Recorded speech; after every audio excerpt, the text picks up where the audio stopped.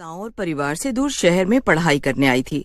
शहर में एक छोटी सी बस्ती में उसने एक छोटा सा कमरा किराए पर ले रखा था, जिसमें वो अपना गुजारा कर रही थी। उमा के माँ बाप बहुत ही गरीब थे और बड़ी मुश्किलों से इंतजाम करके वो उमा की पढ़ाई के पैसे भिजवा पाते थे।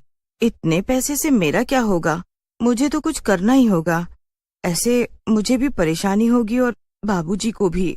जब उमा के बाबूजी की चिट्ठी आई कि घर की छत गिर गई है, जिसकी वजह से वो इस बार कम पैसे भेज रहे हैं। उमा उस दिन बड़ी ही परेशान थी। वो शाम को बाजार से कुछ सामान लेने के लिए किराने की दुकान पर खड़ी ही थी कि तभी वहाँ एक चाइनीज लड़की आई और दुकान से पूछने लगी, क्या यहाँ आसपास कोई सस्ते में मुझे किराए पर कमरा मिल जाएगा?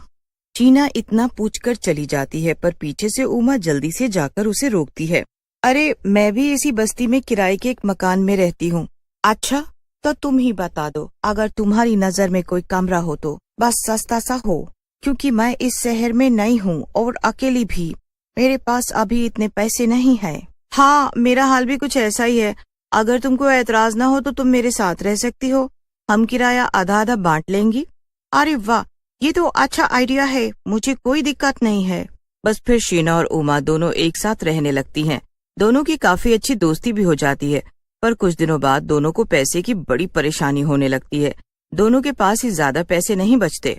समझ नहीं आ रहा क्या करूं, बाबूजी से भी पैसों के लिए नहीं बोल सकती। मेरा तो इस दुनिया में कोई नहीं है, मैं तो किससे पैसे मांगूंगी? इस शहर में अगर रहना है तो हमें कोई काम तो देखना ही पड़ेगा। अरे, पर तुम तो कॉलेज जाती हो, तुम कैसे कमा पाओगी? हम क्या कोई छोटा मोटा काम नहीं कर सकते? कोई छोटा मोटा काम ही खोल सकते हैं। कॉलेज से आने के बाद हम दोनों मिलकर कर लिया करेंगे। दोनों बहुत सोचती हैं, पर उनके दिमाग में कोई आइडिया ही नहीं आता। उसके बाद दोनों को बड़ी तेज भूख लगने लगती है। शीना फटाफट दोनों के लिए नूडल्स बनाकर लाती है। नूडल्स खाते खाते उमा के दिमाग में आइडिया आ जाता है। आ गया आइडिया, बताओ बताओ क्या आइडिया आया? Chinese food. तुम इतना बढ़िया चाइनीज बनाती हो ना कि कोई भी खाकर दीवाना हो जाए। और यहाँ आसपास बस्ती में कोई भी चाइनीज नहीं बेचता सिवाय वो मोटे के, पर वो इतना महंगा देता है कि बस पूछो ही मत। अगर हम चाइनीज बेचना शुरू कर दें तो देखना, हमारी दुकान बहुत बढ़िया चलेगी। हाँ, आइडिया तो बढ़िया है, मैं भी सारी चाइनीज चीजें बनाना जानती हूँ। हम कल से ही ये काम शुरू कर देते हैं और तुम उसमें मेरी मदद कर देना। शाम को बाजार में भीड़ भाड़ भी काफी रहती है और सब लोग खाने निकालते हैं। हाँ, हम अपनी चाइनीज फूड का रेट कम रखेंगे तो देखना सब आएंगे हमारे पास। बस फिर क्या था, अगले ही दिन दोनों सहेलियां अपने अपने पैसे इकट्ठे करती हैं और उससे सामान ले आती हैं, और उमा इन सब में उसकी पूरी मदद करती है। दोनों मिलकर बस्ती के बाजार में अपना ठेला लगाकर खड़े हो जाते हैं। आइए आइए और स्वादिष्ट चाइनीज खाकर जाइए। आइए ना भैया, बस 10 रुपए से शुरू है, कोई भी आकर खाओ, बस 10 रुपए में। लोग 10 रुपए का नाम सुनकर हैरान रह जाते हैं और उसका चाइनीज फूड आकर खाने लगते हैं। जब लोग चाइनीज खाते हैं तो बस खाते ही रह जाते हैं। पहले दिन ही उनके यहाँ ऐसी भीड़ लगती है कि बस 2 घंटे में ही सब सामान खत्म हो जाता है। मुझे तो यकीन नहीं हो रहा हमारा सामान सारा बिक गया, पर मुझे तो पूरा यकीन था कि तुम्हारे हाथ का चाइनीज फूड खाकर सब उंगलियां चाटते रह जाएंगे। फिर दोनों खुशी खुशी घर आ जाती हैं। घर आकर वो दोनों मिलकर पैसे गिनती हैं और पहले दिन की कमाई से दोनों बहुत खुश हो जाती हैं। इससे अब तुम कल ही सबसे पहले अपने कॉलेज की फीस भर देना, बाकी पैसों से हम कल और सामान ले आएंगे। दोनों उस रात सुकून से सो जाते हैं। अगले दिन उमा अपने कॉलेज की फीस भी भर देती है। कॉलेज से आकर दोनों मिलकर बाजार से सामान लेकर आते हैं और फिर दोनों मिलकर सब सामान तैयार करके बाजार में भी लगा देते हैं। बाजार में पहुंचते ही लोगों की भारी भीड़ जमा हो जाती है। अरे बेटा, मेरे घर बहुत सारे मेहमान आए हुए हैं, तू जरा जल्दी से मुझे 10 प्लेट मोमोज और 100 रुपए के फ्राइज पैक करके दे दे। जी आंटी, बस अभी देते हैं। अब तो रोज ही शीना और उमा के चाइनीज फूड के ठेले पर इतनी भीड़ रहती थी कि सामान थोड़ी ही देर में खत्म हो जाता है। मोटेलाल की दुकान शीला और उमा के चाइनीज फूड की वजह से बिल्कुल ही चलना बंद हो जाती है, जिसकी वजह से उसे बड़ा दुख भी होता है और उन लड़कियों की तारीफ सुनकर उसे गुस्सा भी आता है। एक दिन वो खुद ग्राहक बनकर उनके ठेले पर ही पहुंच जाता है। आज जरा खा कर तो देखूं कि ऐसा क्या है इन लड़कियों के चाइनीज फूड में जो मोतीलाल की दुकान में नहीं। मोटेलाल जब उन लड़कियों के ठेले का चाइनीज खाता है तो खाता ही रह जाता है। उसे तब समझ आता है कि आखिर सच में शीना के हाथ में गजब का स्वाद है और दाम भी इतने कम है। मोटे लाल को अब उन दोनों से चिढ़ होने लगती है, पर उसे समझ ही नहीं आ रहा होता कि वो आखिर करे तो क्या करे। अब एक दिन शीना की तबीयत बहुत बिगड़ जाती है। उसे एकदम से चक्कर आ जाता है और वो गिर जाती है। उमा उसे डॉक्टर के पास लेकर जाती है, पर दवाइयों से भी वो ठीक नहीं हो पा रही थी। इसी वजह से अब ठेला लगाना बंद कर देती है और मोटेलाल फिर से खुश हो जाता है। मोटेलाल अपने लिए बड़ा ही खुश हो रहा था, क्योंकि उसकी दुकानदारी फिर से होने लगती है। पर इधर शीना की हालत को देखकर उमा बड़ी परेशान होती है।